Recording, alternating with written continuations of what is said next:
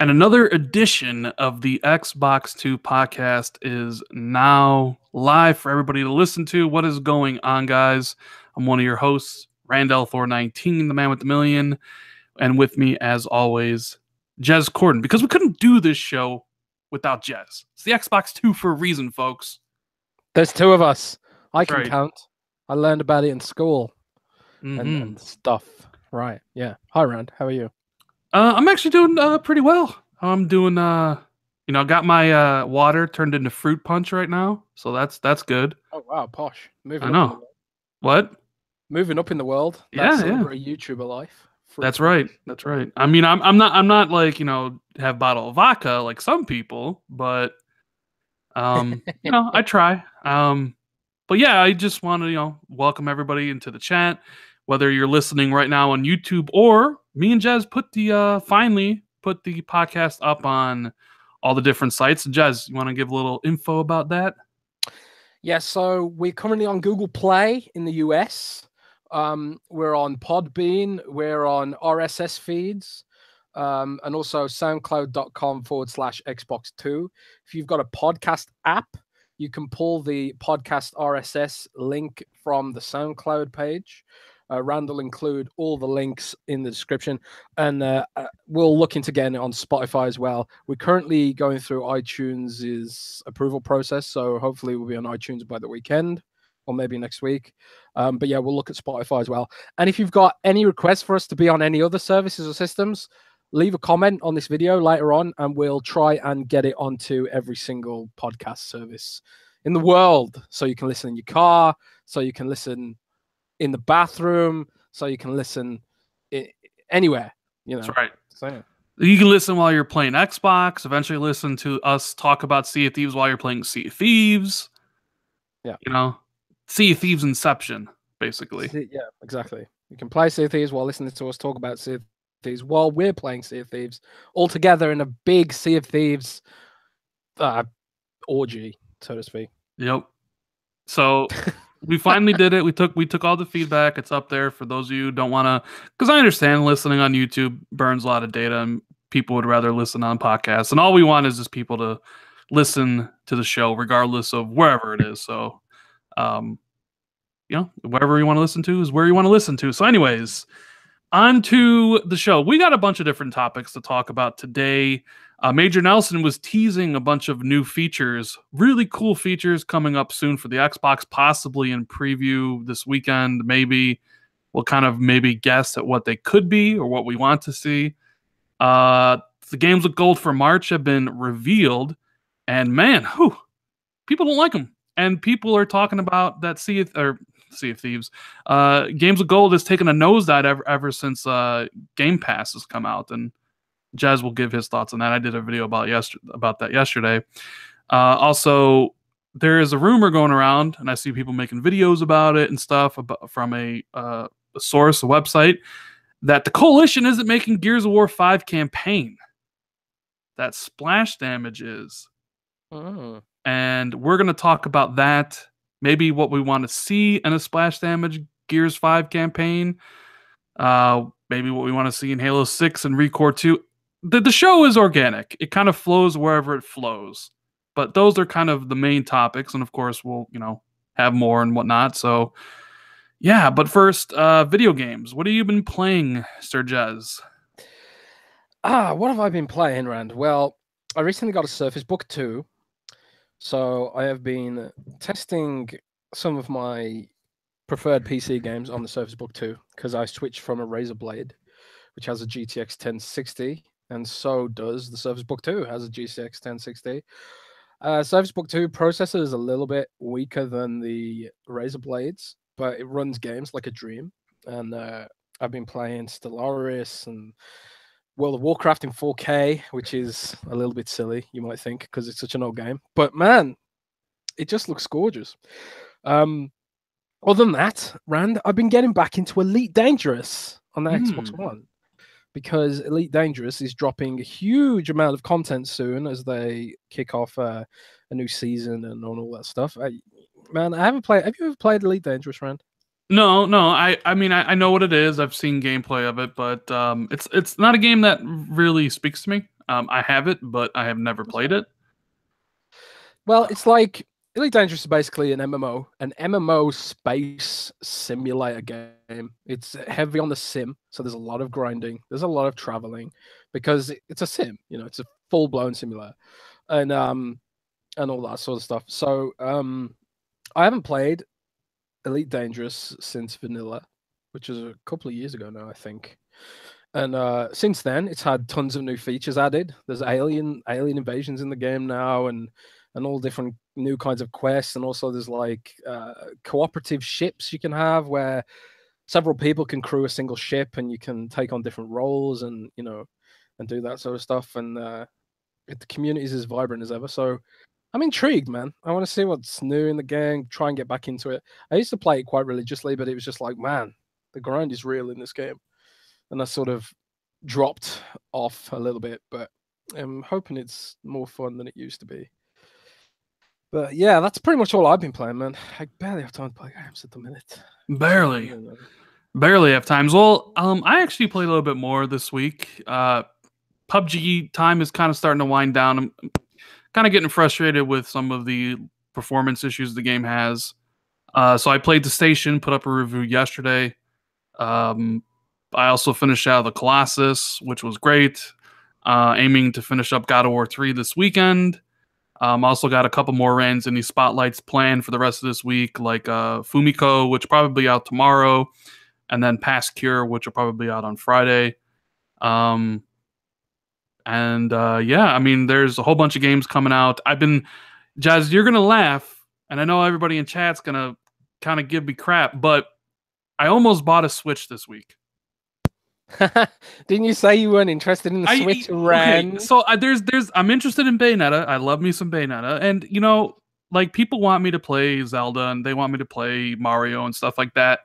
So it was funny. We were playing PUBG. It was me. It was Magic, my buddy Magic. It was Love Boat Gopher, and I believe it was either Maka or it was James Shields. I'm not sure which one it was who was in the party with us, right? And we were playing PUBG, and it ended up being the final circle on the military island up in like the huge mountain, right? And Gopher was the only one left, and there was like 40 people left. So I go, hey, if you get a chicken dinner out of this, if you somehow get to the end, just you, I'll buy a Switch right now. Right? Thinking, of course, he's not going to be able to get there. And sure enough, he's in the final circle. It's on the slope of the mountain. There's 3 people left. 2 guys versus Gopher, right? And he kills one. So it's 1v1. And I'm sitting there. Bullets are like dropping from my head. I'm sweating. I'm like, oh, God, I'm about to spend $400 on a Switch. Oh, help me. But thankfully, somebody up top the hill, the last guy left, Gopher couldn't kill him, and he killed Gopher.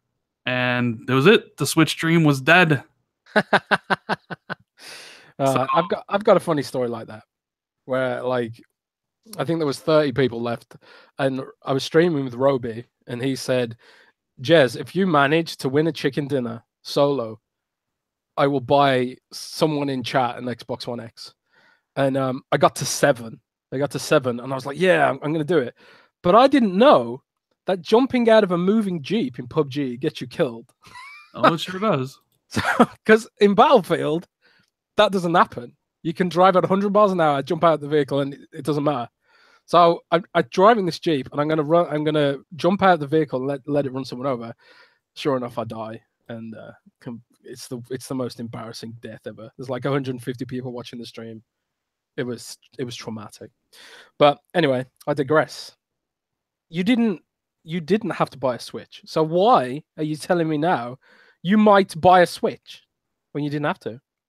No, I mean, it was that close. It was that. I mean, Gopher is like Gopher and Magic and Maka, but maybe like Gopher and Magic are the 2 best, PUBG players in our group, right? And it's funny because this isn't like a shot at anybody in the the EU, because how PUBG has servers like North American servers, yes, European servers, Asian servers, and Oceanic servers, right? Mm-hmm. So the thing about why one of the reasons why I like PUBG so much is because my group is like so good. We're always kind of like in the mix to win, right? In fact, like I'm ranked like 300th or something in the North American server for squad, third person.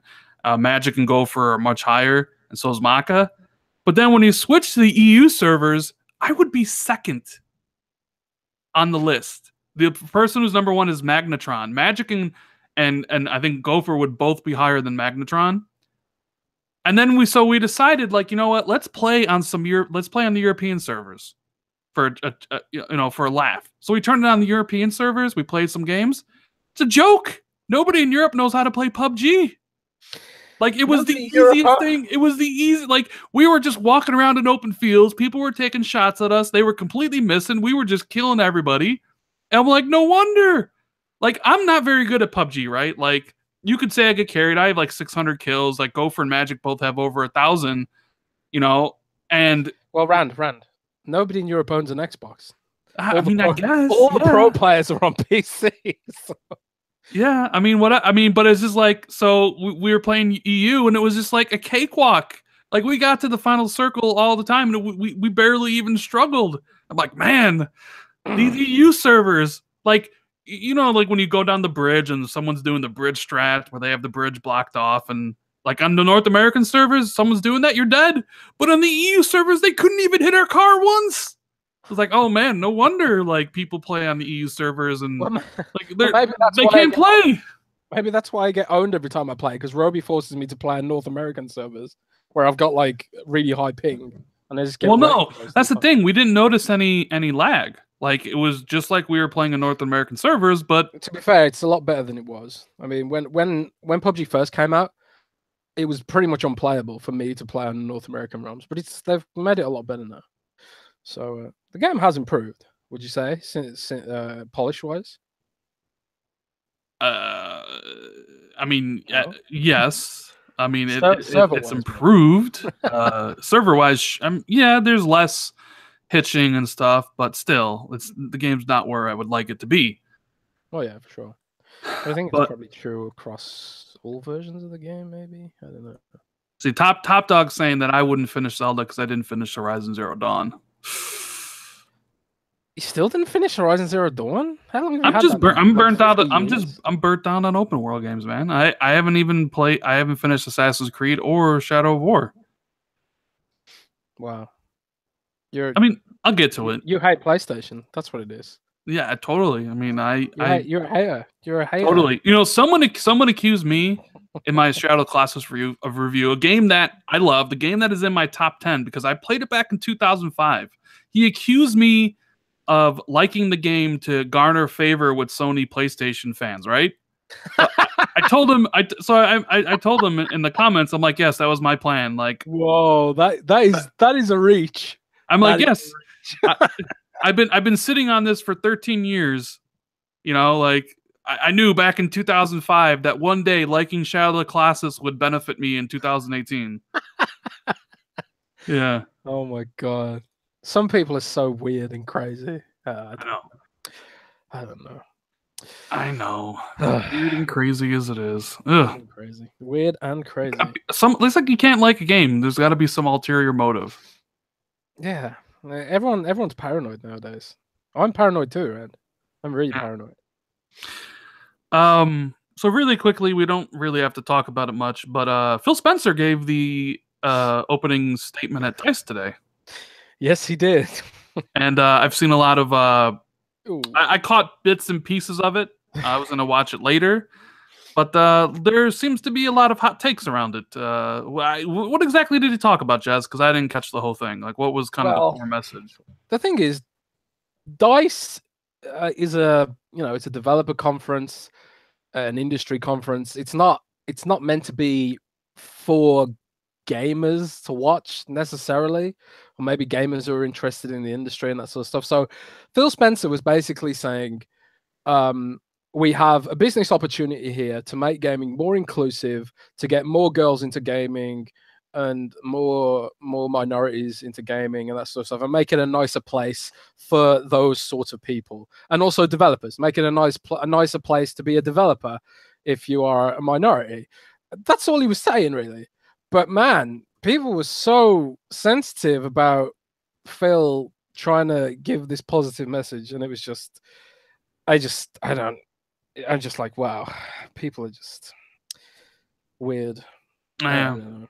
I mean, I'm I don't like political commentary in games journalism, so I don't do it when I write about games journalism and stuff like that. But when Phil Spencer's using his platform and all he's saying is we should try and make the world a better place, and people have an issue with that. It's just like, just don't watch it then. I don't know. But yeah, it was controversial with some people for that reason. But yeah, some people were offended, and they were just like, "Oh my god, keep it games!" And it's like, it's a dev conference. It's not about games necessarily. But he did say some other cool stuff that was really interesting. He basically attacked the movie industry a couple of times, and it was quite. I thought it was quite belligerent. And he was saying like movies force people to watch the story of some director or writer, whereas with games we have an opportunity for gamers to write their own story. And I kind of felt like he was calling out Sea of Thieves here, because Sea of Thieves is kind of like, it's developed from the ground up to be this game where you can make your own story. You don't have to follow someone else's story necessarily. And he was saying how games have more potential to reach people than the movies and stuff like that. And he said one cool thing he said was, yeah, the pen might be mightier than the sword, but the pixel is mightier than the pen. That's what he said, and I thought that was quite cool. So basically, he was saying video games are better than movies, and the movie industry's lame, and games are the best. That's basically what I talk. Do you agree with them with that? Do you agree that video games are better than movies? Yeah, I do. I do think video games are better than movies. I mean, they're much better than movies. You know, I mean, okay, I love video games as much as you do, if not more than a lot of people. I'm not sure there's a game that has the narrative or a great as a story and acting as a movie does. But yeah, I mean, they both. But that's a systemic issue. That's not because games have to be that way. It's just because games are still maturing as a medium. You know. Well, I think that one of the things is like movies tell a story. It's like the director's story, the scriptwriter's story. It's all like cohesively told, which is maybe one of the reasons why like Sea of Thieves kind of doesn't appeal to me so much, even though I'm going to play it, is because I like I'm looking for that tale, and I'm not really interested in making my own story. But that's part of the point, though. That's part of the point. Is he's saying that, okay, like games as a medium have the opportunity to create these games that do let you tell your own stories, but games can be also more like movies, like cinematic games like Gears or Uncharted and The Last of Us and stuff like that. There's more versatility. I mean, you'd have to watch his. I watch it. You'd have to watch his speech to really get his point. And I'm probably putting it across in a poor way, because I'm paraphrasing, and I don't have his speech transcript to hand, but he was basically saying that gaming as a medium has a lot more potential, and he was saying like we have to figure out, has gaming reached its full potential? Like basically movies haven't changed in decades. Yeah, maybe the resolutions got better, or the audio in the movie theaters got better and stuff like that, but the medium of movies hasn't really changed. You've had these fads like 3D, which never really properly caught on, and 3D TVs, which never caught on and stuff like that. And it's like gaming is still evolving because it evolves with the technology, whereas movies doesn't. Movies have been the same virtually since they first existed. Yeah, movies they move like silent and black and white to color, and yeah, I mean, I get it. Like there's more, I guess, potential for gaming to do more things. I just kind of feel that there hasn't been a game, even like my favorites like BioShock and BioShock Infinite, or some of the others that like have told the story as deep or as well as some of the best movies out there. You know, like, but I don't know, maybe I'm just not a fan of the whole idea of, you know, make your own adventure. You know, like I like that doesn't appeal to me. Maybe that's because I'm old. Maybe it appeals to the younger generation. But to me, I'd rather be told a great story and have great acting, great narrative, great set pieces, rather than here's the sandbox. But that's You the thing, know, though. Like, create the sandcastle and play with your friends. Like I prefer the other way. sure, but I think as I say, you'd have to listen to his speech to get the proper context. But I think part of what he was saying as well is that there is a community that builds up around games. Like, for example, um, I mean, for like game streaming, for example, if you are streaming a cinematic game that's like a movie, you got like people talking in the chat, people, you know, the game means different things to different people, and that's the same is true of movies. But I think like he was saying that games can engage people in a different way to movies that movies do, and that communities build up around games and people come together around games in a different way than they might do with regards to movies. But again, watch his speech, man. It was a good. It was a, Yeah. it was good. It No, was a good. I'm interested in checking it out because I did see some people freak out. I Like, mean, the people were freaking out about the things he was talking about, diversity. I don't know why, because he didn't say anything bad. I think people just like have this knee jerk reaction of, "Oh my God, keep politics out of gaming now." It's like, but you kind of, it wasn't political. The things he was saying weren't political. He was just saying we should try a little bit to make it nicer for people who, you know, might be having a hard time. Like, for example, like I've got younger sisters, and they've been harassed on games because just for being female and stuff like that. And like, I suppose some people would just say, well, they need to suck it up, and you know, and like just deal with it. well, But at that the I mean, same that's like time, for the it's kind of like broader issue of toxicity. I mean, that's you what know, it was about. It was about right? toxicity. You know? Yeah, I mean, like we all recall when I remember first getting into Xbox Live before the party system, you know, that Microsoft introduced back in 2008 or 2009. You either had private chat with a one-on-one person, or you were in game chat. And when you were in game chat, you heard some of the vilest stuff because internet and anonymity lets people just let loose with N words, F words.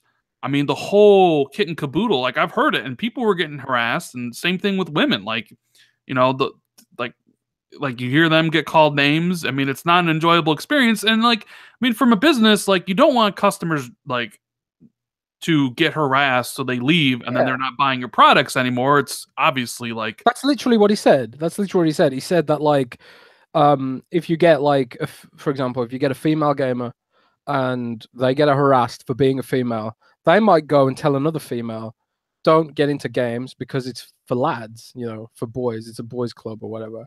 And then they will take that experience with them and tell other people that that's what gaming is like. So Phil was just saying, as an industry, we need to do more to keep those people playing and give them a nice experience. That's all he was saying. And it's like, why would anyone disagree with that? That's yeah. fine. Surely that's okay. Surely that's okay to say that. You You know, know, I just thought like, people are you know, just so sensitive. yeah, we don't want to talk about this too long because I know there's a whole political stuff, but we wanted to touch on it briefly. Yeah. But you know the polls I do about, hey, which game series should be gone? We talked about it last week. I just thought of one now to do with Xbox Live, and we can actually have chat voice their opinion about it, right? Because we were talking about game chat and party chat. So I was thinking, like, what one Xbox feature could you not live without, Ooh. right? And obviously on Twitter, I can only have four options. So I'll give the ones that I want or that I can think of, and maybe you can think of other, and we'll have the people in chat determine this. And later on, I'll maybe make a poll about it. But what is the one feature that Xbox provides? Now, obviously outside of games, right? That you couldn't live without. So the first one that comes to my mind is party chat, right? Second one that comes to mind is achievements. Third one, play anywhere. Fourth one, Xbox Game Pass. Fifth one, potentially games with gold. You have any other ideas, Jez, about like features Avatar. that what Avatars. avatars, Uh, um, digital storefront, like digital games? oh God, I couldn't live without that. Like, I mean, you can still have physical, but this No. gen they included physical stuff. So like to me, it's like if I'm a big achievement guy, right? And I'm sure a lot of people here would say, well, Rand, you would choose achievements as the one thing you can't live without. Um, but for me, I think it's party chat. So I'm gonna choose party chat. I can't live without it because I'm always in it, like talking to my friends. Let me know in the chat what you guys think. What is the one feature on Xbox that you can't live without that you would take if all the other stuff was gone? Mine's party chat, Jazz. What is yours? What is the one thing on Xbox you can't live without? I couldn't live without digital games. Now that you've said that, I mean, party chat. Who cares? You can just use Skype. Yes, Skype is terrible though. Yeah, but it's just like you could use Skype, you could use Discord or Google Hangouts. There are other ways of doing it. But if they took away digital games, the amount that I travel around, I would be screwed because I wouldn't be able to take my games library around with me anymore. So digital games, like, isn't just part of my lifestyle now. I think if it wasn't for digital games on Xbox, I would probably be primarily a PC gamer just because I could play all my games on Steam without having to worry about the whole carrying the CDs around, man. I mean, when I was a kid, I had like, do you remember those old CD books you could buy that would Yeah. had like a zip on them and like loads of little pouches for the CDs? I had one full of full of PlayStation 1 discs for that and PlayStation 2 discs, just full of games. And somebody stole it. Oh, man. But imagine if they were digital, they couldn't have been stolen. Yeah, that's true. But then I guess Microsoft could steal it. Well, yeah. I mean, that's that whole thing. I mean, just to go back to the issue about toxicity just for a second. I saw there was a piece in Polygon, I think it was Polygon recently, where they were talking about how Mixer.com has very little toxicity compared to Twitch. And they were saying like some of the reasons for that is like they've got loads of mods, they've got like an artificial intelligence mod in there which just automatically filters toxic speech and stuff like that using machine learning. But I tell you what I think the real reason is people aren't so toxic on Mixer is because Mixer accounts are tied to your Xbox account.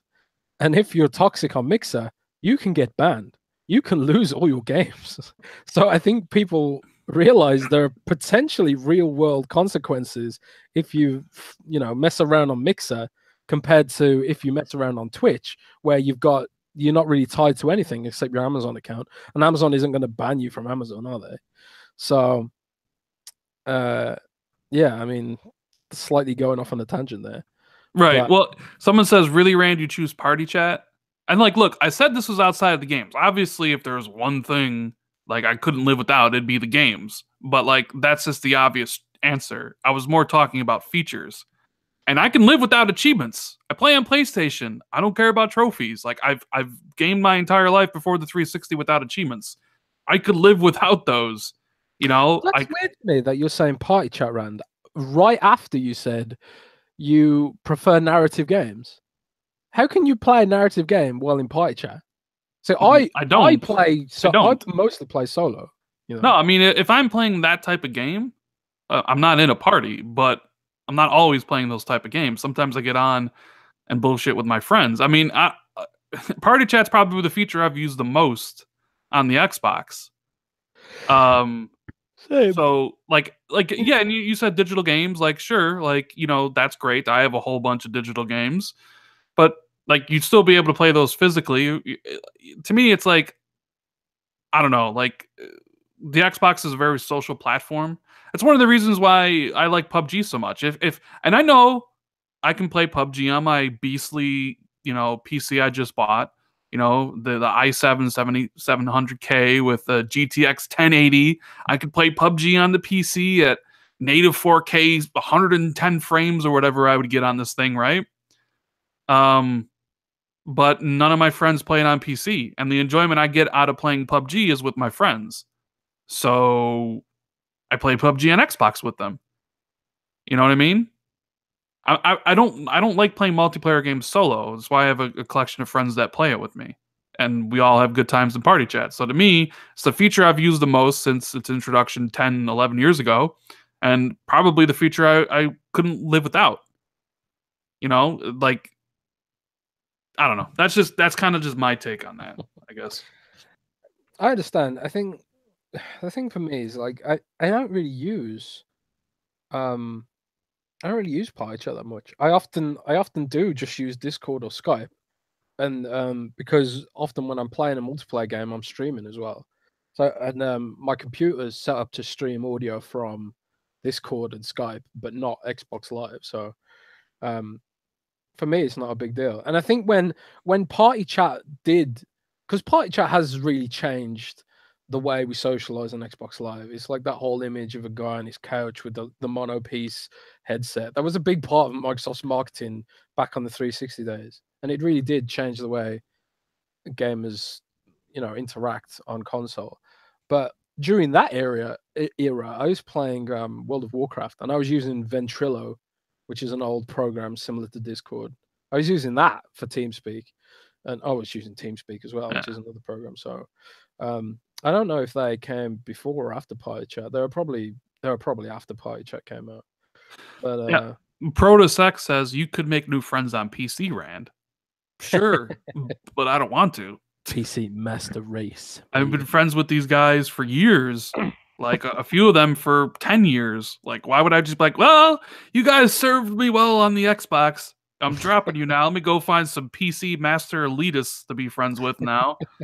Like, yeah, I'm just, I'll play PUBG with my friends, and I'll eat the 30 frames and 25 frames and 20 frames when I know I could play. It's a choice, it's like I'd rather play with my buddies in PUBG on the Xbox and play it with nobody on the PC.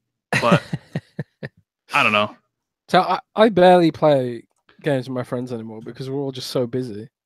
Yeah. I mean, there was a time when it was like a ritual. Every Friday night, we'd get on Xbox Live Party Chat, play some co-op games, play some Battlefield 1, play some Overwatch, but we both got new jobs, and now it's just too hard to match schedule up.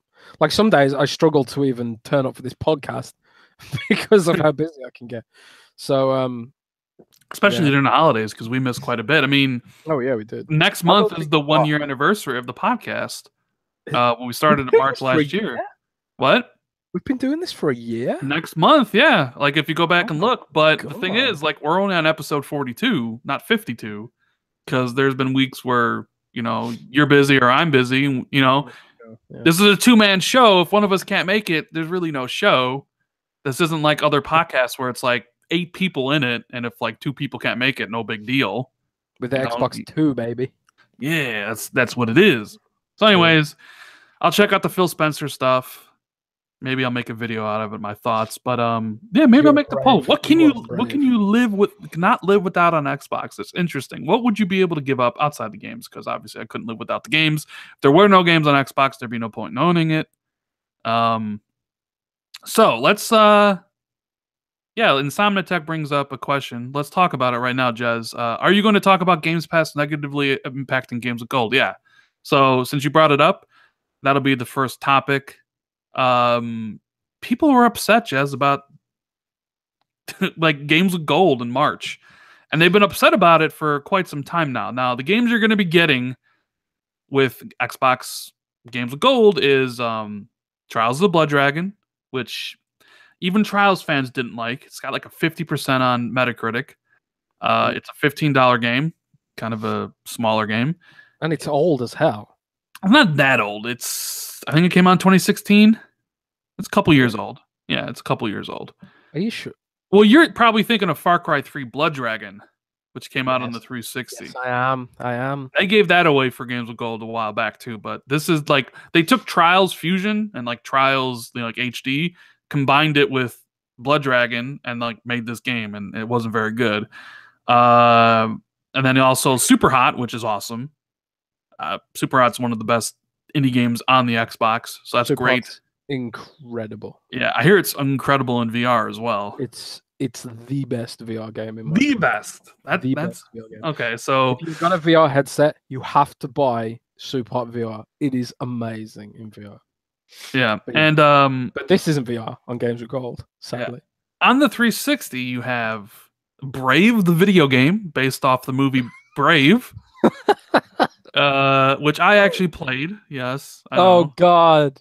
Yes. Why am I not surprised? I mean, because I played every game on the 360, Jazz. You name it, I played it. I mean, I played My Horse and Me Too. I played Barbie Puppy Rescue. You name a game on the 360, odds on I played that game, okay? Oh man. So Brave, yes, I played Brave. And obviously I played it for the achievements because is it any good? Yeah, it's not as bad as you would think, but I wouldn't say it's good, you know? But and the other game was, which I'm blanking on right now. Help me out, Jazz. What was the other game? Do I look like a games journalist? I mean, yeah, you kind of do. Damn, right. Let me just fire up windowscentral.com, where all the latest games news is. Windowscentral.com. Games with Gold. Can't find it. Either ways, it's some 360 game. Someone in chat probably knows. The fact that you can't remember it says it all. Yeah. Yes, I played Inversion, Top Dog. Of course, I played Inversion. Quantum Conundrum. There we go. Quantum Conundrum, which was a Portal game. Kim Swift, who was on Portal, she made that game. So those are the games. So people are saying that Games with Gold is taking a hit ever since Game Pass has come out. And I did a video yesterday about this because I was kind of curious. Like, is it true? And I went through the list of Xbox One games that Microsoft was giving out, and honestly, it like I don't see a difference. You know, like No. it's a one or two high quality, like 2 or 3 high quality indie games for the year, surrounded by lesser indie games, right? Like not very good, and then some maybe older AAA games. Like last year, before Game Pass, you got like Watch Dogs and Rise and Forza Motorsport 5. I don't know. Like I think more of it is the comparison with PSN Plus, because they're getting like Metal Gear Solid 5 and some of the bigger games. But I'm not sure Game Pass has much to do with it, because like when I was looking at the list of games, it didn't strike me as like, oh, that year was so much more amazing than this year. I don't know. What do you think? I think the idea of complaining about getting something for free is... Well, it's not for free. Well, they never used to give away free games back in my day, and the price of Xbox Live hasn't gone up last time I checked. It's competition. You know, Sony had to do something. Sony did the free games. Now Microsoft has to do free games. I mean, the idea that, okay, I know why people say they're free, because you already pay for Xbox Live Gold, but they're not free. They're not free. Okay, so just say they're not free. But you know, the thing is, you don't pay for Xbox Live Gold to get the games. That's like a cherry on top. You pay for the service. At least I do. So I always think it's weird to complain about that stuff in the first place. It just smacks of entitlement a little bit to me. And obviously Microsoft has to choose the games that make economic sense for them. So I don't know. I don't get it. I mean, like you say, the games have never been that particularly exciting anyway. Yeah, there's been a couple months, like when they gave away Rise, people were excited. And when they gave away Sunset Overdrive, people were excited. Oxenfree was a really great indie and stuff like that. I mean, I don't know, maybe because I have a different outlook on Games with Gold, because if I'm really interested in a game, I played it already. I either bought it or I played it. So waiting for a game that comes with Games with Gold isn't like a thing for me. So when I look at Games with Gold games, they hold no interest because they're either old or they're not interesting whatsoever. Like, I suppose it matters more to people who maybe, you know, can't afford as many games for whatever reason, and maybe they're paying for Xbox Live and they have, you know, they're more invested in the free games because, you know, the free games for them, it means, you know, free games, and that's fair enough. But at the end of the day, Microsoft is giving away free games I mean, well, they're not free, but I mean, they are eating into their own margins to give away those titles, and Yeah, so it has to make economic sense for them, and they can't just start giving away like Assassin's Creed Origins because they have to pay a shitload of money for Assassin's Creed Origins and stuff like that. So it is what it is, and I think with games with gold, you can't ever expect triple A games. You just have to take what you're given. I think that's the yeah. way I feel about it I personally. think I think it's more the comparison to PlayStation. They had like Rhyme and Metal Gear 5 and Saltiest Gaming. Shout out to Saltiest Gaming. He says Sunset Overdrive and Rise were great titles with games with gold, and they were. But the thing was, is they were old when they went to games with gold. Rise was given out last year. That was a launch title from 2013. It was like 4 years old at that point. Rise, or when did Sunset Overdrive come out? 2014, 2015, 20. Either way, they gave that away in 2016, and like it's great that they're giving those games away. Because they do have to give away titles, but they're old games. Like Forza, they gave away Forza Motorsport 5 last year. It's like there's been two actual motorsports games since then, and it was the lowest reviewed motorsport. Like I don't know. Maybe it's because I have a different outlook on games of gold because I never benefit from it, which is perfectly fine because like you, I subscribe to Xbox Live for different reasons. I don't subscribe for it for free games. But well, I mean, we'll have to wait and see. Like, how does Games of Gold go for the rest of the year? I mean, if they don't provide any like older I mean, I'm trying to even think what else they could even provide to people. I don't know. What games Microsoft could give with Games of Gold. I mean, I think we need more. Recore yet? What? They're giving away Recore yet? No, but Recore's in Game Pass. What about Halo Wars 2? Halo Wars 2's in Game Pass. They could still give it away to try and stimulate. Oh, of course they could give it away. And most of the games they do give away, most of the games of gold games end up in Game Pass anyways. Which is why give away, I don't know, Barbie Adventure 3. If they give that away, you're playing it. I'll stream it. If anyone from Xbox is listening to this, if you give away a Barbie game in Games with Gold, I will stream it for 24 hours for charity. And I will do that just because it will be hilarious to see the amount of salt. You would hate yourself at playing. No. It'd be fine. I tell you, well, first of all, I doubt the Barbie game would be 24 hours long, 24 hours worth of content. But Rand, can you imagine the salt and the complaining Microsoft gave away a Barbie game for games? Well, I mean, Brave, the video game, is almost right there. Like, yeah, maybe. But I mean, Brave's a kind of cool movie though. Have you seen Brave? I quite like Brave. I've never seen Brave. No, it was a pretty good movie in my opinion. But I'd never watch one of those Barbie princess movies because they're not even good quality, Rand. Trust me. I've seen the trailers. But I got sisters, man. I will wait and see what else Microsoft has for the rest of the year for games with gold before making a definitive statement. Like normally they give away a couple older AAA games. Maybe that's still in the pipeline, and you mentioning like Halo Wars, and I see people saying Super Lucky's Tale and stuff. Those games are too new to put into games with gold. Game Pass makes sense because they want to drive subscriptions for that. Like I think a game has to reach a certain age, before, like, just judging from the list of games that have come out, they're usually older titles that probably nobody buys anymore. So I wouldn't be surprised to see Halo Wars 2 in games with gold a year and a half from now, or Recore or whatever. But I don't know, like, I get it. Like people, this might be a situation where, like, because I have so many games, like over 1,000 on Xbox, like if the free games don't appeal to me, it's whatever because I own everything, and I forget like that people may only have a few games, so they're looking forward to getting the free offerings from Games with Gold every month because it adds to their library of potential games to play. including the 360 stuff, which I kind of dismiss offhand because I don't care about 360 games. So if you're like looking forward to getting new titles because you don't, you don't have a lot of money and you can't afford stuff, and Microsoft is giving you Trials of the Blood Dragon, and you hate those games, I could see you being disappointed, right? Yep, I guess so. But those people should buy Game Pass maybe, and then have shitloads of games to play. Yeah, but even like Game Pass is a great value, but like more than half that library is 360 games.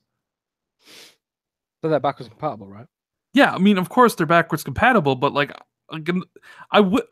my thing is I wish Game Pass was more Xbox One titles, like purely Xbox One. Same.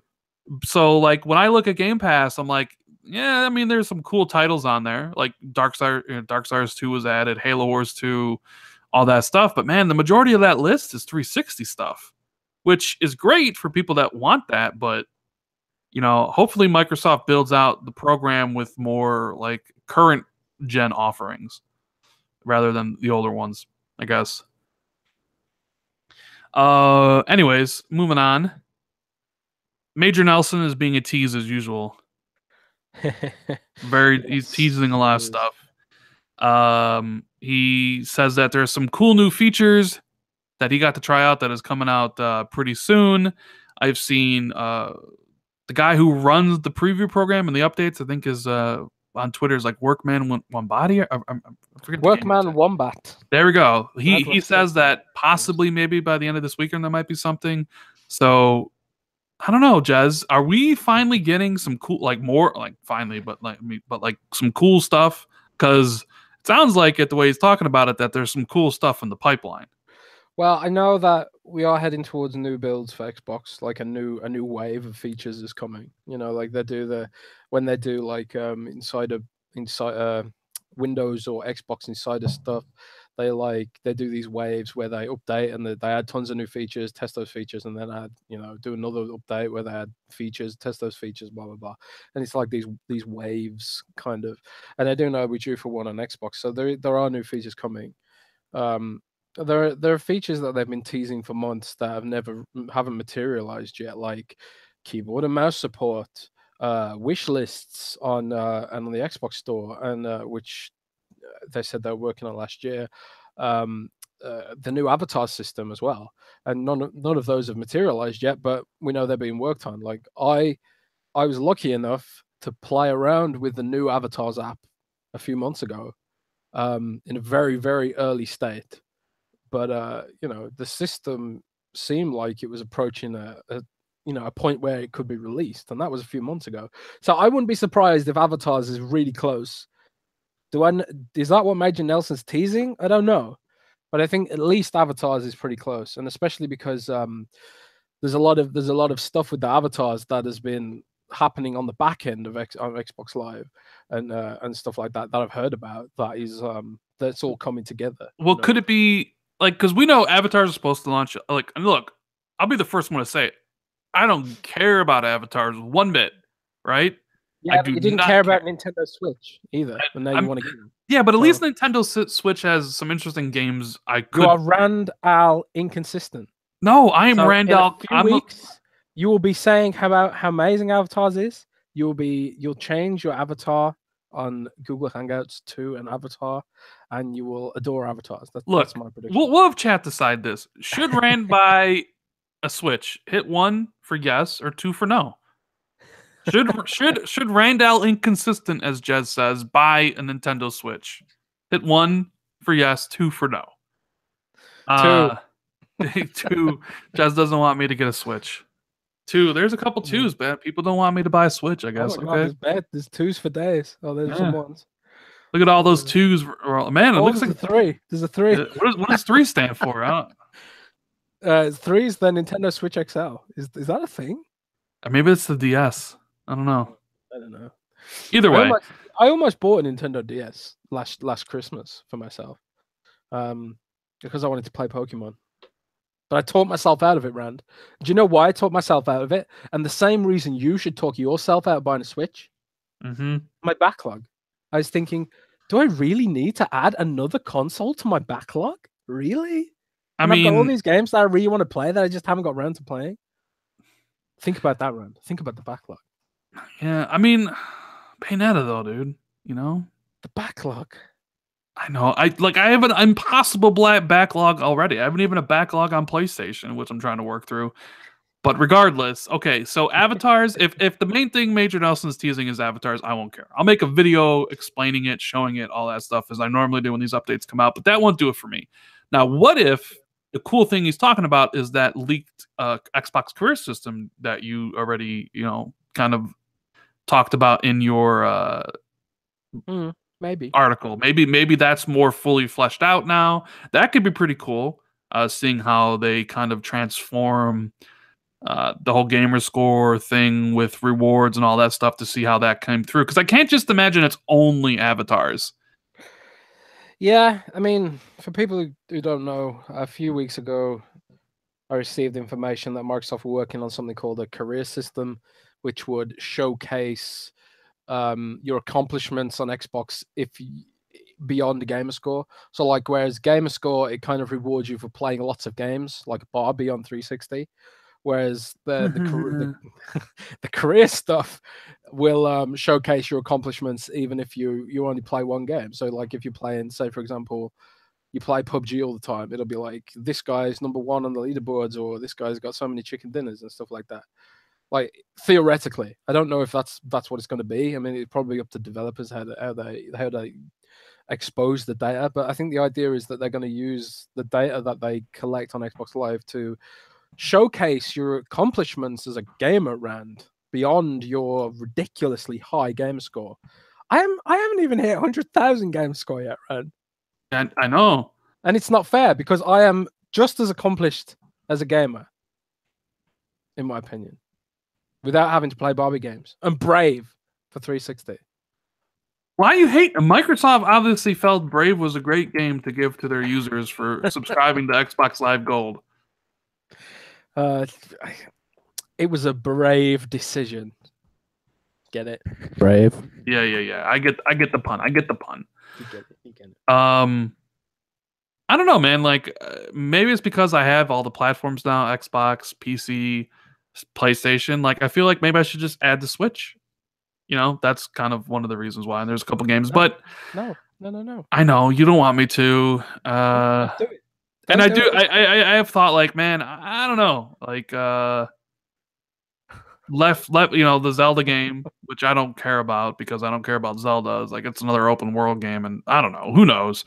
But as far as for this, I'm down to see whatever they do. Microsoft always brings it when it comes to services and features on Xbox. It's the one thing you can count on from the team there, the platform team that Mike Ybarra runs and stuff. They always come to. You say this though. You say this. But I am starting to lose faith in the platform team. Oh, God. Okay.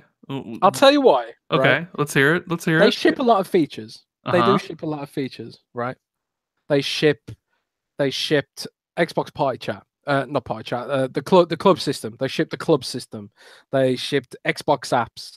And, they shipped all these other things and game DVR and stuff like that.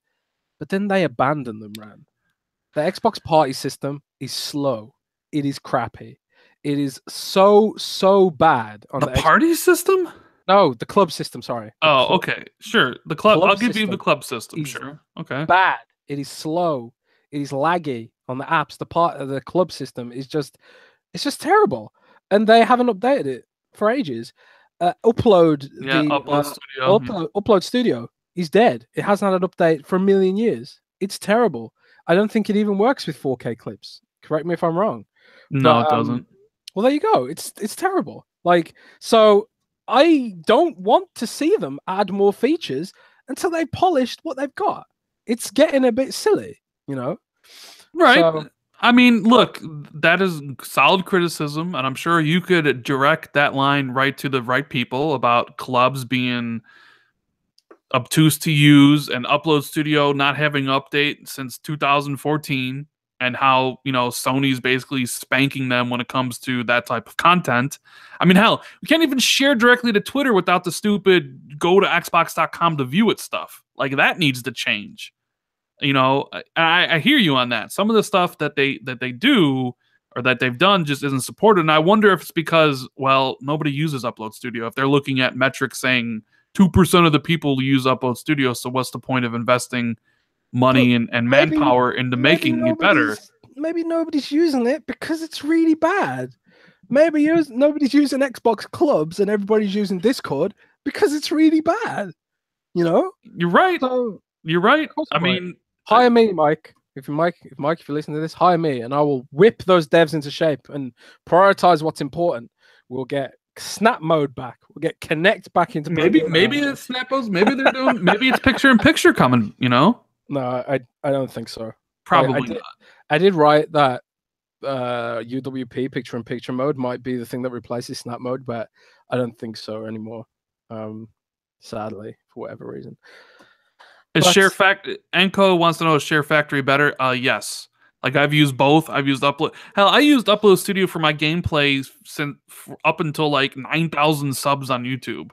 It was it's like really hard to use. And then I used Share Factory on PlayStation. Oh my god, the suite of features it has, how easy it is to use, how easy it is to share. I mean, they got the button. So hard to share from Xbox. Why? Why is it so hard? I don't know. I can imagine somebody at Xbox being like, we need to make this more like PlayStation, maybe not in that direct kind of way. Like, screenshots just need to show up on Twitter. But then someone's like, but it draws traffic to Xbox.com. So they don't change it, you know? Like, because every time maybe. I mean, you know, because there's... Who cares about traffic to Xbox, Tom? It's all political nonsense within the company. It's what it is, you know? You want to make... What can we do, Rand? How can we fix it? I don't know. We need to make a change.org petition. Change.org? No, it won't work. We're doomed, Rand. Yeah, but Xbox is done. It's done. Vogelkrieg says the good thing. No one uses Upload Studio because it's not updated, and that features into maybe nobody using it. Like, because they never updated it, less people used it, so Microsoft sees the data that nobody's using it, but nobody's using it because they didn't update it. So it's like it's like, they caused their own problem. They didn't. I don't know. I mean, who knows? Yep. I would like to see the Avatar thing. If it's Avatar, that won't get me excited. I'll do a video about it, but I'd be more interested in, I don't know, the career system, maybe improvements to achievements or something, which we did get in the last one. But I don't know, they can be so vague. I know Albert Pernello said that we're getting up more Xbox 360 enhanced X games. I mean, eventually. What Xbox, taking that point, what Xbox 360 games do you think would benefit from being enhanced at this point? Because I was really surprised when, like, for example, I played Fallout 3. Xbox One X enhanced Fallout 3. It sounds weird, but it does look so much better, than it did on 360. But again, it still looks like a really old game, but now it looks more like its PC version running on max settings and stuff like that.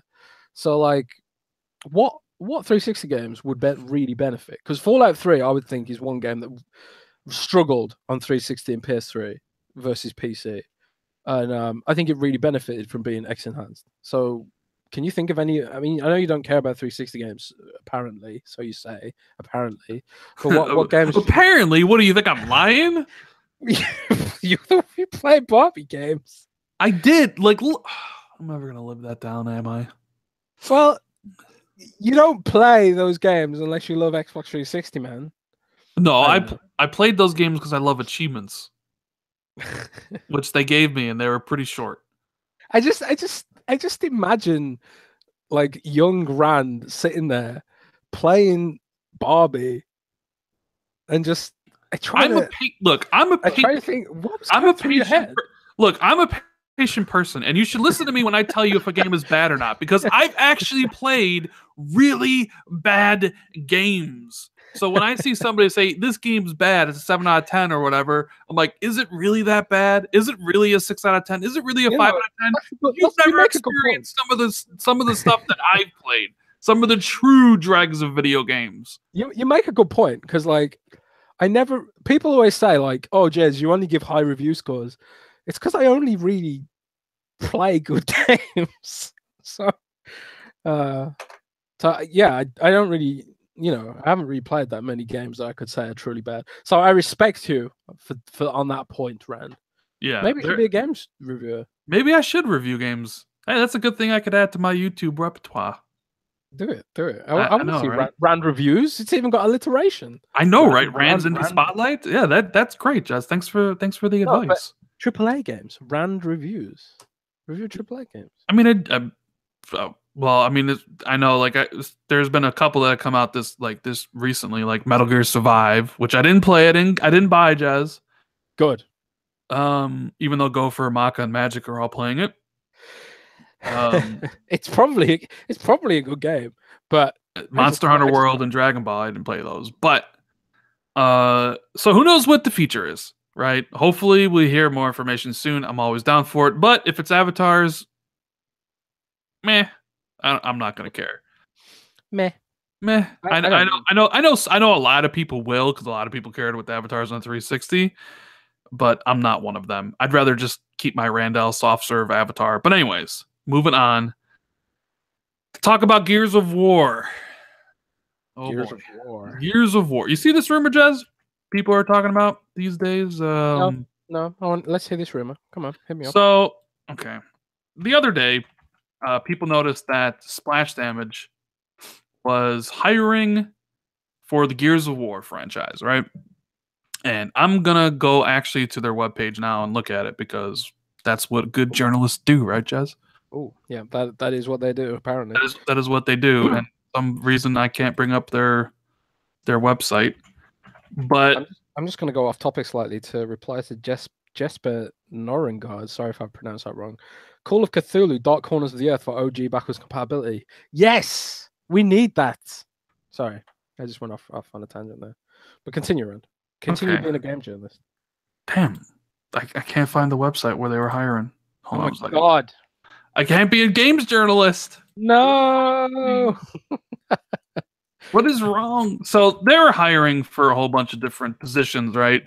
And okay, I think I found it. Here we go.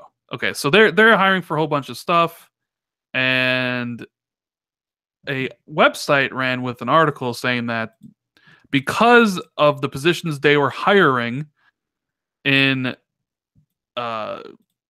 for the Gears of War, that they were working on the campaign for Gears of War 5. Because on the website, which I'm looking at right now, for art, they are hiring for a cinematic artist for Gears of War franchise, a cinematic lead for the Gears of War franchise, a lead technical artist for the Gears of War franchise, lighting artist, senior concept artist, senior environment artist, senior technical artist, storyboard artist, audio designer. That's a lot of people. Art producer, executive. They're hiring for an executive producer, right? Let's see, a build engineer, the gameplay programmer, the graphics programmer, senior gameplay programmer, UI programmer. So those are all basically the whole studio, right? So they're hiring a whole bunch of people for and it says here, Gears of War franchise. They're also hiring for an unannounced project and hiring for Dirty Bomb as well. So, I saw a couple people make videos about this. There was a website that ran that they're working on the campaign of Gears 5, and that the coalition would be working on something different. Here's the thing. I don't think, because the way it's worded on the website, says Gears of War franchise. And my personal opinion is that I think that Gears of War, like Splash Damage, isn't working on the Gears of War 5 campaign. I think the Coalition is strongly doing that, even though they may helping on Perfect Dark.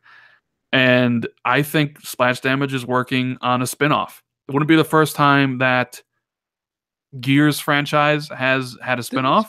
Splash Damage made Judgment, didn't they? No, that was People Can Fly. People Can Fly made Gears Judgment. Okay. So I know Splash Damage worked on Gears 4. They did some of the multiplayer. They did some of the Horde. So a lot of people were assuming, like, well, they're hiring for, like, you don't need like a cinematic artist and all this stuff, like storyboards. Like, what are you doing hiring, if you're just doing the multiplayer of Gears 5, hiring, cinematic storyboard artists and all this stuff, right? So people ran with the idea that, hey, they're working on Gears 5 campaign, which means what the heck is Coalition working on? But in my opinion, the thing that makes the most sense to me is that because Gears 5 is way, like I'm talking, I think Gears 5 is 2020. I think it's a launch title for the next Xbox. And even if it's not, I don't think it's coming out anytime soon because, and this of course only really makes sense if Halo is next year, which I think it is, because I don't think Halo 6 is this year. So they wouldn't launch Halo and Gears in the same year. So that's why I think Gears 5 is 2020. Gives them time to work on the game and work on also maybe Perfect Dark. In the meantime, I think they hired Splash Damage to work on a spinoff. So to fill like the gap in between releases, you know, they'll be doing some sort of spinoff for Gears of War. Now, is that going to be a story spinoff like Judgment with different characters but similar gameplay, or a different genre altogether like Halo was? I mean, I don't know what it could be. I mean, it's possible, like, you know, Halo, like you said, Halo Wars, it was, you know, they spun off Halo and made Halo Wars. It's possible they could do the same for Gears. What else I mean, is Splash Damage, man? well, we know for a fact that Epic Games was working on a spinoff of Gears of War for the Kinect back in the day before it was canceled. You remember that, right? Yep. I mean, projects come and projects go all the time, and we've already seen one spinoff. It was called Gears of War Judgment, and that was basically a Gears of War game in a traditional formula. I'm not sure. Damage made Brink. I know, which wasn't, that game was absolutely horrible. That's funny. So I wouldn't be surprised if they're kind of filling the release schedule, since Gears 5 is gonna be years away, that they just said, here's Splash Damage, make us a Gears game. And people are kind of reading it wrong because people see them hiring for the Gears franchise and sees all the stuff, and people assume that it's for, you know, the main line franchise. But I mean, I don't think it is. I don't think they'd give Splash Damage the main exactly franchise, especially considering they've got, by the sounds of things, they've got to hire a lot of people in. I don't think they would risk giving the mainline franchise to Splash Damage. But I do think a spin-off sounds more likely, personally. But again, it's kind of like Splash Damage. A lot of Splash Damage's expertise, if you can call it that, revolves around shooters, right? Yes, so it does. I would hope that if they are working on a spin-off that is a shooter, that it does something a little differently to the mainline Gears stuff. Because if it is just another Judgment, I don't think it's going to go over well, purely because Judgment didn't go over well. And I think people will see that it's not the Coalition doing it, and they'll see that it's a, you know, a subtitle rather than a number, rather than mainline series. And they'll probably like just automatically think badly of it. I'd like for it to do something a little different, I think. Yeah. I agree with you in the sense that Microsoft isn't going to let Splash Damage run the mainline franchise, right? Because it just wouldn't make sense. This isn't Mass Effect Andromeda. I think people have learned, like, you don't give a B team the keys to the car, like to the Mercedes or, you know, the Jaguar, and have them go out. So I think this is just Microsoft investing in more games and potentially investing in more games, but not making new IP. Like, a lot of people want Microsoft to make a new IP, right? But I think at this current time, before Game Pass is truly successful, I think they want to minimize risk by maybe offering something new, but in a world that you already are accustomed to, right? So if they have a Gears of War game made by a different developer that is maybe different, maybe it's a Gears of War RPG game, you know, maybe it's a Gears of War first-person shooter, like, who knows? Like, Protoss X says Gears of War baseball. Gears of War baseball. There you go. That could be pretty cool, actually. Like the ball is like a bomb or something, and you have to hit it onto Locust players and make them explode. Gears of War baseball. Oh my god, I'm gonna pitch that and become a millionaire. Yeah. Gears Thrashball. Yeah. A Gears sports game. It could be like a Gears sports game with just Cole as the main character. I don't know. But Now, this is something me and you talked about not that long ago when we said we had that discussion about, is Gears too stale? Is Halo too stale? What would you want to see from those franchises? And we both said, well, we wouldn't really know until they made it, right? yeah. Would you be cool with Coalition making Gears 5 in a couple years, but then in the meantime, a different studio like Splash Damage making a spin-off Gears to kind of fill, as an extra game and to kind of fill the time gap? Would you be, and if it wasn't a traditional Gears game, would you be cool with that? Would you be interested in a game like that? Well, using Halo Wars as an example, I really like Halo Wars, and I really liked Halo Wars 2. I think the concept was really good, and maybe the execution of Halo Wars 2 wasn't that great. I think it was a little too simplistic to get the hardcore audience on board and stuff like that. But I do think that and Gears could totally work in another genre.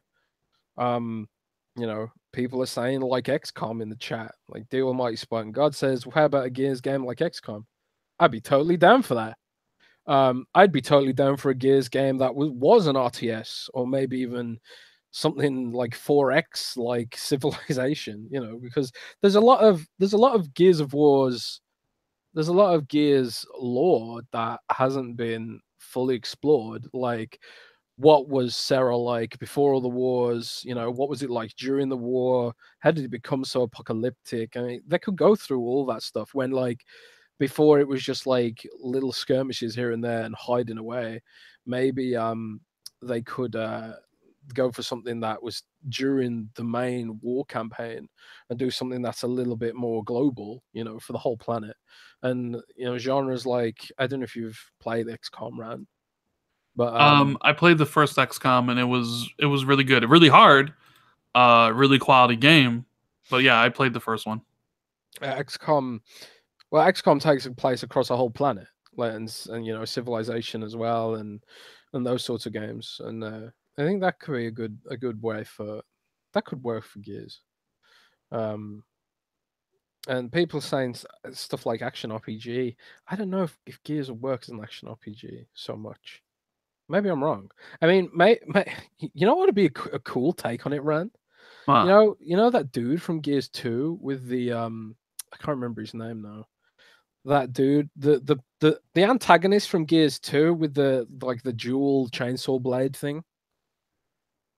What if it was Scourge? is that his name? What if it was a hack and slash where you play as him? Like a Gears fighting game? Yeah, like a hack and slash like Bayonetta. I don't know. That'd be interesting. And I mean, this kind of also, I think, also ties into Xbox Game Pass a lot, because as we mentioned before on the show, for Game Pass to be a success that Microsoft needs it to be, you need you need more games. Period. End of story. But you also need better games.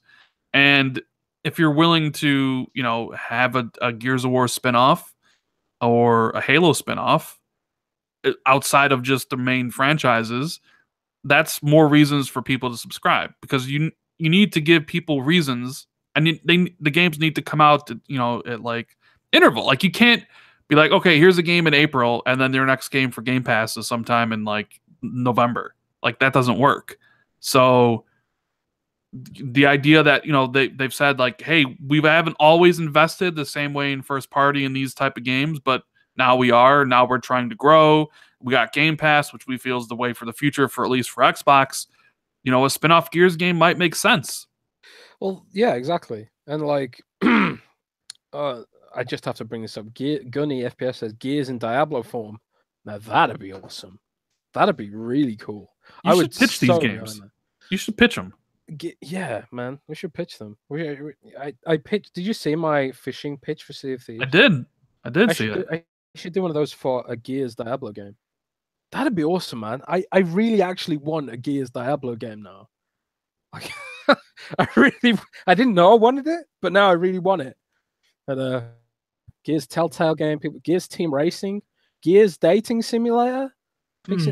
But what about Gears first person? Maybe that's the spin-off angle that Splash Damage goes with, but it's a Gears first person spin-off. Possible. I mean, there's a lot of different ways you can take a franchise, right? And Yeah, I'm fairly certain Coalition's doing Gears 5, like the campaign. Like they may I'm have hoping help on the Mhm. multiplayer, but there's no way they're like we both agree on this. There's no way they're letting Splash Damage take the lead on Gears 5, right? Like absolutely no way. Yeah, I agree. But I am intrigued at the idea of another Gears game, and I just hope it's not just. I hope they haven't just take the Gears 4 engine, slap a new story on it, and call it a day. I hope they are doing something different, like Diablo or RTS or whatever. I really do hope that's the way they're going. Gears Tennis is another one. Gears Gun Manufacturing Simulator. Hmm.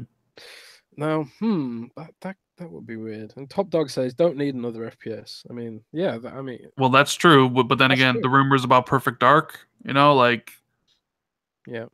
I mean, here's the thing: if the game's great, it doesn't really matter what genre it's in. If it's another great first-person shooter, or if it's a great RPG, what does it matter?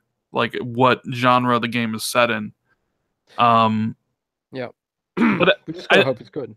I mean, yeah, if you go to their website, man, they are hiring like mad for the Gears. It says right there, Gears of War franchise. I And need Phil to load said that up. with Game Pass, it was like the next entries for Halo, Gears of War 4s are all coming in there. If you're waiting 4 years because Gears of War 4 came out in 2016, right? And if you're angling that game for a release in 2020, like it would maybe make sense to hire somebody else to make a spin-off in the meantime. Maybe that becomes a success and you can have a sequel like you did for Halo Wars. I don't know. Like to me, that's the most logical outcome of all this. Is like they're not working on Gears 5; they're making their own separate game. And I also did see uh, uh, one of the leads from Crackdown marketing moved to the Gears franchise. You see that, Jez? Yeah, I did. I wonder if that has anything to do with any of this stuff, It's or if that really just means Crackdown's done and finished. no, definitely not. You I don't know think Crackdown's done and finished? definitely don't. I know it isn't. I know Crackdown's fine. Well, I Um, mean, I'm not talking finished as in canceled. I'm talking finished as the development's done. finished. Yeah. I don't know. It's hard to say. I mean, I don't think development's finished because I know that if development was finished, they would be marketing it possibly, but they also don't want to step on Sea of Thieves' toes, because what Microsoft tends to do is they tend to focus on one title at a time. I mean, the marketing for Age of Empires Definitive Edition has been almost non-existent compared to what they've done for Age of Empires, and yeah, I mean for Sea of Thieves, and yeah, Sea of Thieves is potentially going to be a bigger game and stuff like that. But it reminds me, Microsoft's marketing team doesn't seem to be able to I don't know what the word is. They don't seem to be able to multitask. So I don't think they would be marketing both games at the same time if they could avoid it. So I think there's still more time for Crackdown 3 to improve. I think Hmm. we'll do you think we'll see I think we'll see Crackdown possibly before E3 though. I think Crackdown comes out after E3. Do you think? Start of the summer maybe? I mean, there's not a lot of time left. I mean, Sea of Thieves is March. And then you have April, May, June. I don't see them getting out State of Decay 2 and Crackdown before June. Really? I think it could be May. I think State of Decay 2 is May. Hmm. I think Crackdown's later in the year. I don't know. I mean, who knows? They all did say though that those games were early 2018. So early 2018. I mean, what is early 2018? I don't know. I don't know. Is early I 2018 think all the way up to June? Does that include August? I have no idea what the terminology is. Microsoft like to change the definition of words sometimes. Like Yeah, when they say season pass, and then not all the content comes in the season pass, like Halo Wars 2 Ultimate Edition. And that was pretty. The Forza Ultimate Edition didn't come with everything as well. Don't call your stuff the Ultimate. Ultimate means final. It means final. No, Jez, the complete means final, not the Ultimate means final. God. Anyways, I think speaking early 2018. I think early 2018 for them now means the first half of 2018. I think that's what. I mean, it's possible, but you mentioned earlier before we started the podcast that Recore, the Armature Studios, was hiring, right? Yes. Oh And yeah, that was another thing. Armature Studios tweeted, "We are hiring," and then tweeted a picture of Recore. Recore 2 confirmed? Oh my god! I don't know. It could mean nothing, but it also could mean everything. Could I mean think we'll see. everything. I think we'll see a sequel to Recore. I don't think they would have bothered with the definitive edition and fixing the game if they didn't have plans for the franchise. Yes, I agree. I think Recore 2 is pretty much But is it a inevitable. game people want though? I want it, Rand. I want it. It needs to have a bigger budget, and it needs to actually cut out the things that didn't work in Recore, namely the open world. I just think they just need to make the Recore's open world better. You know, How about you just not put more have the stuff open in it. world and you don't have Just to put worry more about it stuff in then? it. Open worlds can be good if it has stuff like, or maybe not open world, but maybe like do sort of like a hub system like Monster Hunter World, where it's like a large space full of stuff, but not so large that you are falling asleep as you travel across it. Like I don't know, Shadow of War, frankly. Um, so I don't know, but I think yeah, Recore 2 needs to be a more focused game. And I agree with Chain Slaughter in chat that he says they need to take a look at Near Automata and learn something from the boss design. You know, it is weird that comparison because I've often thought that sometimes, and also like you look at games like Horizon Zero Dawn where it's like open world, robots, female protagonist. There are superficial similarities, and like the execution is so different between the two games. So if they can, I think Recore as a concept had huge potential, and if they can execute well, I think it could be awesome. Yeah. I mean, I And it needs think fishing mechanics. I think this is another scenario of another game that has kind of benefited from kind of needing content for Game Pass. Uh, so here comes Recore 2, here comes a spinoff for Gears. I wouldn't be surprised if there's a spinoff for Halo. And hell, I wouldn't be surprised if there was a spinoff for Halo that came out this year. Because Microsoft knows to get people to subscribe, you need content. Unfortunately, I guess it's been, well, Rise will never happen, right? We're pretty sure Rise 2 is never going to happen, right? Yeah, Rise 2 is pretty much never going to happen. No. Is there a possibility if Game Pass is successful that Microsoft reaches out to Insomniac and is like, "Hey, how about Sunset Overdrive 2?" Or is that pretty much a no-go? I think Sunset Overdrive 2 could happen. I think that's it's more likely than Rise 2 anyway. I know I'm pretty much certain Rise 2 is never going to happen. See, which is a shame because that's the one sequel I would like to see above all else, I think. I think it could have been something good. Like the thing with Insomniac and Sunset Overdrive 2 is you can feel Spider-Man's going to be a gigantic success, right? Like I think Spider-Man's going to be a huge success on the PlayStation. People worship Marvel, so yes. I don't like Spider-Man, Rand. I know, I'm here, but this is kind of in regards to Sunset Overdrive. I think it's going to be so successful that Sony just orders a second one. I agree. Yeah, I agree. I don't think probably at this point, if Microsoft said, "Can we have a Sunset Overdrive 2?" they might just turn around and say, "Oh, sorry, we're too busy now." Exactly. Spider-Man franchise. Or maybe it'll be a smaller, like, yeah, we can have a small team work on it. And Sunset Overdrive 2, it'll just be Sunset Overdrive 2, but it's smaller in scope, possibly. But I have a feeling they're going to be making like Spider-Man 2 after Spider-Man 1 is successful. So, and maybe that goes for the Sony fans who are happy they got Spider-Man. If Sunset Overdrive was successful, you probably wouldn't have Spider-Man because they would have been busy working on Sunset Overdrive 2. Also possible. Yes, it's crazy how the industry works sometimes. So Recore, I mean, maybe we'll find out more about all this stuff later in the year. Maybe some stuff will leak with GDC since all the developers are around together. Usually some stories leak around this time, right? Yeah, it's happened in the past. Oh, that reminds me, I need to figure out someone to steal me loads of documents. That's right. Get your documents. But yeah, I don't like to reiterate about Gears. if you're just joining or whatever, I think Splash Damage is working on a spin-off Gears game. I don't think they're working on the main franchise. I think that article was just kind of speculating as we do, like, oh well, they see certain things, they're like, oh, cinematic artists, they must be doing. Why would multiplayer need a cinematic artist? Because there's no cinematics in multiplayer. But yeah, I mean, I think it'll be a spinoff, and I'm just kind of curious to like see the reaction to it because people want new games from Microsoft, right? And if say Microsoft did do this, right, the Recore 2, spin-off Halo game, they got the Fable game, got like say all that stuff is true, like would that satiate people's desire for games for on Xbox, Jazz? What do you think? Like Microsoft comes out at E3, boom, here's Fable, boom, here's Perfect Dark, boom, here's Gears spin-off. Well, nobody's gonna know if they're good. No, but they have to.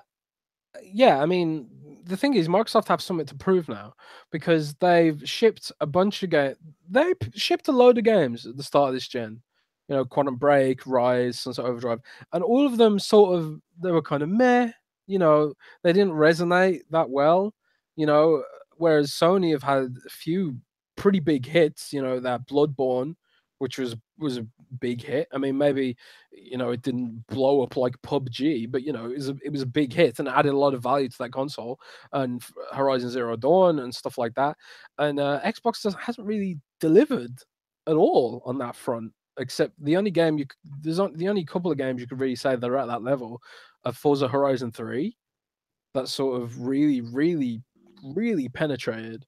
And Halo 5 to a degree, but that's just because it's Halo, and Gears of War 4 just because it's Gears. But like, I don't think Gears of War 4 isn't like an instant classic, and Halo 5 isn't an instant classic in the same way. Down the road, people will be saying that Horizon Zero Dawn and Bloodborne are classics. They won't be saying that about Gears 4 and Halo 5, I don't think. They might be saying it about Horizon 3. But I don't think they'll be saying that about Gears 4 and Halo 5. So I think like Microsoft don't just have to prove that they can deliver games; they have to prove they can deliver high quality games and not just these AA rush jobs, which frankly is what Recall was. Quantum Break.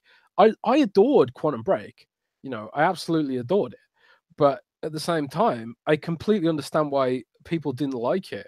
And why the TV show in the middle completely destroyed the pacing, and the combat was overly simplistic.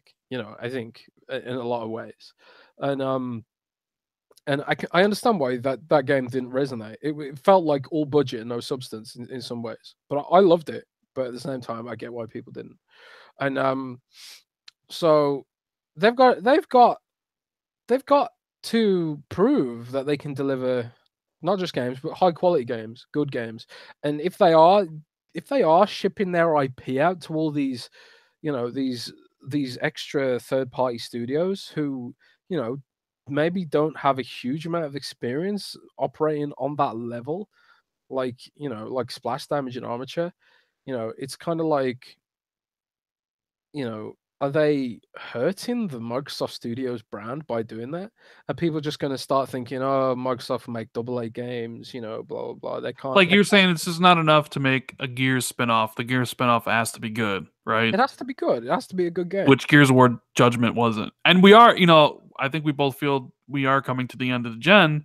And what happened at the end of last gen is you started seeing spinoffs for some of the established franchises like Gears Judgment and God of War Ascension and stuff. But you're right. I kind of agree with you. Yeah. You have to give, like, it's not just enough to just give people games. The games have to be quality. Because if they're just garbage, nobody's going to care. And then, like, you're right, the stigma gets attached to Microsoft Game Studios that whatever they put out that, isn't a playground game, apparently these days, is not good, right? Yeah. So, and I already know, like, if we're right, and if Splash Damage is truly working on a spin-off Gears game, the first thing you're going to see is Microsoft hired the developers of Brink to make a spin-off Gears game, right? There are people who love Brink, Yeah, there's also people that love eating Tide Pods. And I'm one of them. Yeah. Should we take So some questions? sure, hit us up with some questions, chat, and we'll answer some before we get out of here. But yeah, you're right, Jez. It's not just enough to make games; they have to be good. They have to They be have to be good. quality. They don't even have to be like these photorealistic super duper games. I mean, I remember when that whole Mario Rabbids game, like the Mario crossed with Rabbids, and everyone was thinking like, oh my god, what is this abomination? What is this Ubisoft Nintendo crossover? But then people were saying it was a really good game. So, you know, it's who knows. If a game is fun, that's all that matters, really. I don't Yeah. know. Protoss X says, Jez, Service Book 2 or the Razer Blade. Get the Razer Blade 14 for gaming. It has a more powerful CPU and it's cheaper. It's like $800 cheaper. The only reason you should get a Surface Book 2 is if you've got more money than sense, you're an idiot fanboy like me, or you want to do digital inking. That's the only reason you should be getting a Surface Book 2, mainly for the digital inking.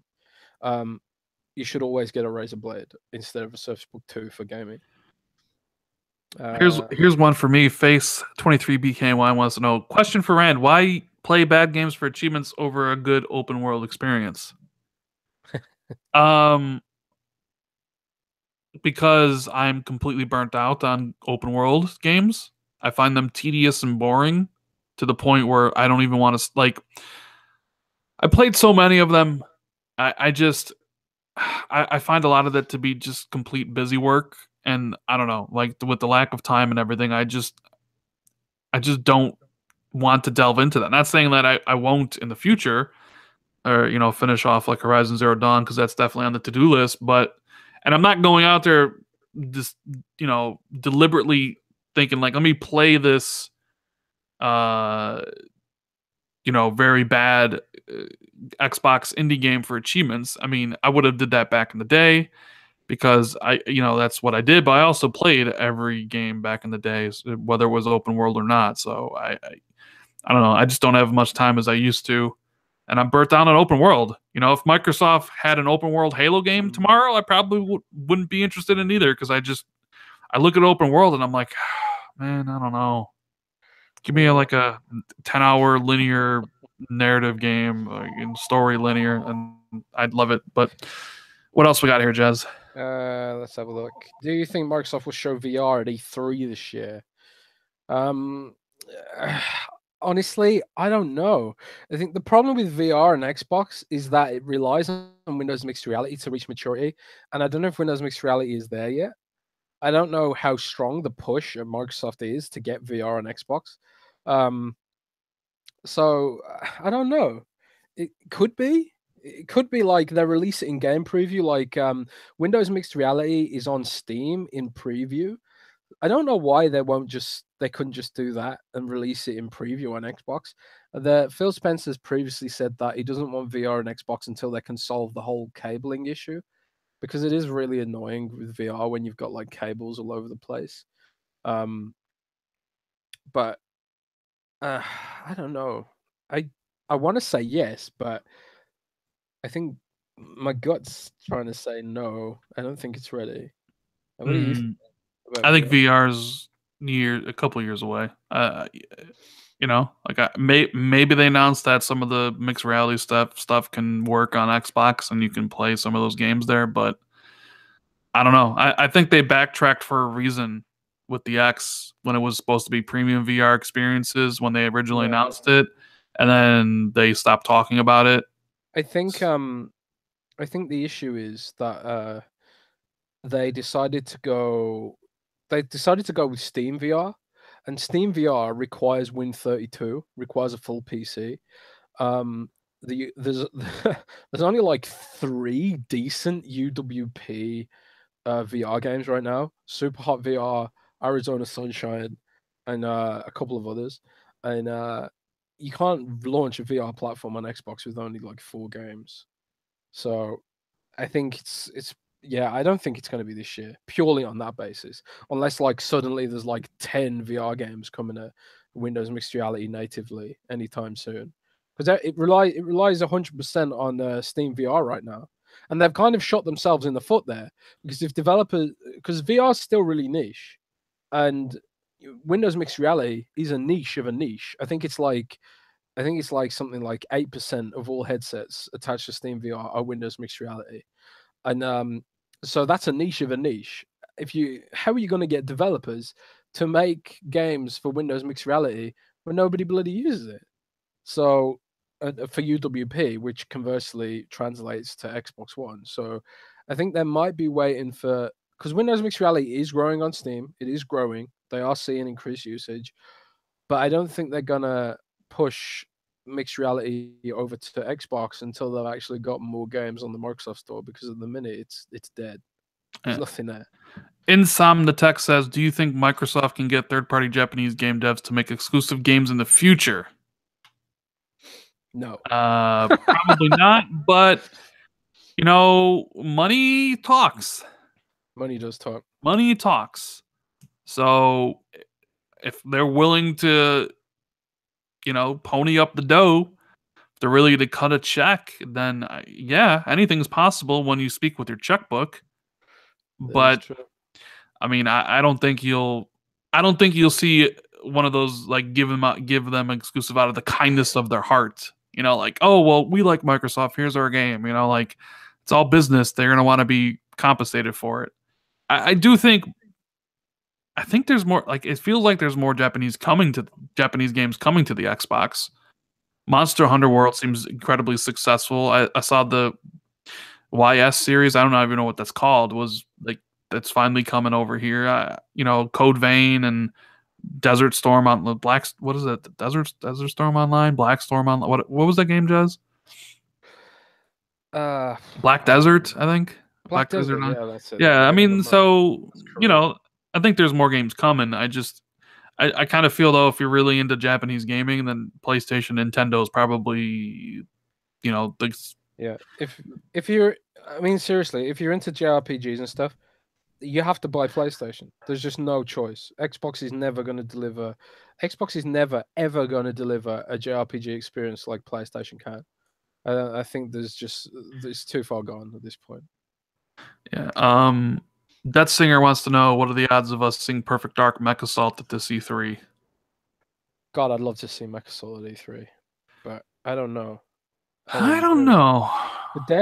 The creator of the Mech Assault Mech Warrior universe is currently working on a game called BattleTech for PC, and I think they have teased that it'll come to console at some point. It's kind of like an XCOM game with mechs. Looks very well. I say it looks very interesting. I played it at E3. It's awesome, even in like an alpha state. Is it called BattleTech? Let me just check. I think it's called BattleTech. So yeah, BattleTech game. From original BattleTech Mech Warrior creator John Weissman and developers an award-winning Shadowrun Return series comes the next generation of turn-based mech games. So that could come to Xbox in the future, and I think they are specifically working on that now. And I think that company also owns the Mech Warrior franchise, published by Paradox Interactive, who also published City Skylines as well in Mars. I could be wrong about that, but I think it's all tied to the same sort of thing. So maybe they license the IP out to another dev for Xbox or something like that, and maybe Microsoft bankrolls Harebrained Games or whatever they're called to make more Mech Warrior BattleTech games. I don't know. I'd love that though. I mean, what would you take, Ram? Would you take Perfect Dark or Mech Assault? I'd rather have. It won't be rare. It won't be rare making Perfect Dark. Also, yeah, I mean, first-person shooters are kind of my genre, and that's what Perfect Dark is. I guess I don't know. Perfect Dark Zero was so bad. I never played Perfect Dark. I mean, but mechs are pretty damn cool, though. Mechs are cool. I'm kind of missing out on some stealth since Splinter Cell is on ice and nobody really makes stealth games anymore. So if like Perfect Dark was very stealth focused, first-person shooter game, I'd probably really like gravitate towards that over Mech Assault. But if Perfect Dark's not, then give me the mech game. Can you imagine Mech Assault with a Battle Royale mode? Oh snap! Wow, every game's gonna have that now. Every game, right? But where's Mechasol on OG back compat? Where is that? Okay, so last one because I gotta go to school soon. Rand, what do you think the chances are of Microsoft adding a third-party franchise to Game Pass? Well, once again, just like with the Japanese games, that's going to come down to the checkbook, right, Jez? Yep. Are they on there already? I mean, there. I would assume what he's talking about are something that launch day and date, like a Ubisoft game launching. You know, the next Assassin's Creed, you can get on Game Pass day one. But you know, because there are third-party games on Game Pass. Yeah. Money always talks. You know, money is God. Apparently. I mean, it's possible if Game Pass really does successful. You know, maybe they get 20 million subscribers. Microsoft could go to a company and be like, "Here's a check. Give your games on Game Pass day one," and maybe it'll happen. Konami, let us buy the Metal Gear franchise. Here's a check, Kojima. Make more Metal Gear games. Yeah, that's something that'll never happen in a million years. But anyway, Rand, I think we should probably call it there because it's getting late. It is getting late. So I want to thank you guys for hanging out with us, engaging with us in chat.